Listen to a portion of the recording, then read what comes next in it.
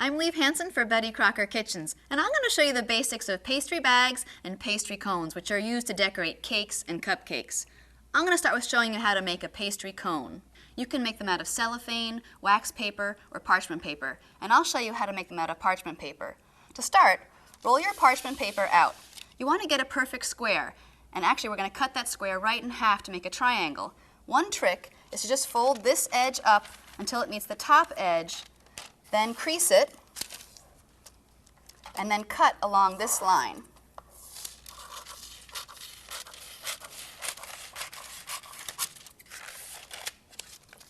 Now open it up, and you're going to use that crease as a guideline to cut your triangle out. Now it's time to form the cone. I have one over here. I've drawn a line right in the middle of the longest side of the triangle, and that's where my point is going to form. To do this, take one corner and roll it in on itself so that the corner lines up down here. Wrap the other side around to the back. And you'll see that the two sides will line up right down the middle. Now you want to tape and wrap it around the tip. This will prevent the bag from opening while you're squeezing it. So there's your pastry cone.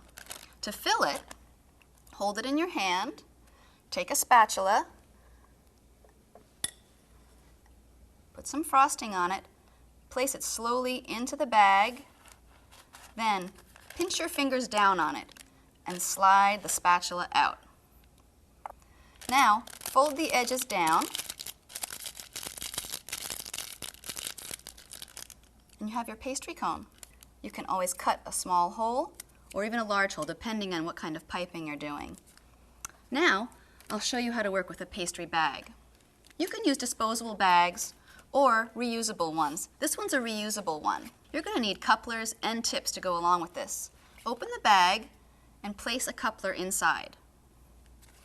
This will allow you to change tips. Choose the tip that you want to work with, place it on, then take the ring, put it on top, and screw it down, and this will hold the tip in place. Now we want to fill it. Turn the top edge over, cup your hand like a C, and place the bag over it. Take your frosting and scoop it inside. You only want to fill about halfway. This will give you more control. Now bring the sides back up. Now you want to twist. This will create a pressure inside the bag. Squeeze a little bit of the frosting back into the bowl to make sure there's no air bubbles. Now let's practice piping. Now, twist the bag at the top.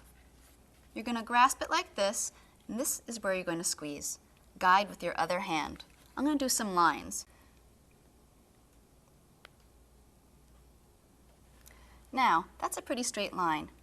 If this happens to you, it means that you're squeezing too hard and not moving the bag fast enough.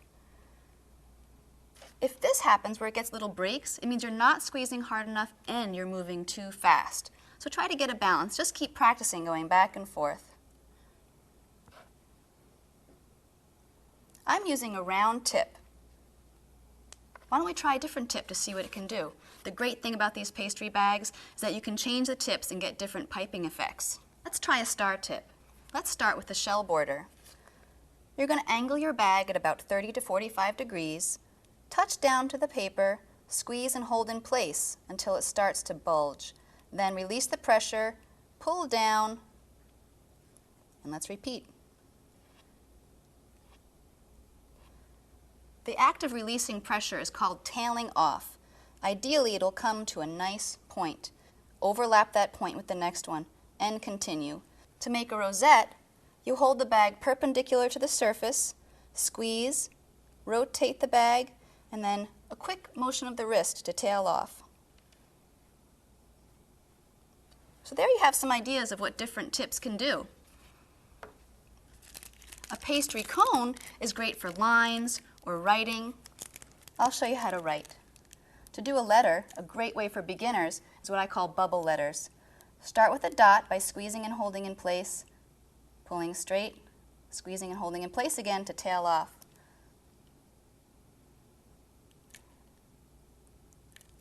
If you want the line to be thicker, simply cut the hole bigger. Just remember to keep the scissor perpendicular to the bag. If you cut it at an angle, the frosting will come out all messy.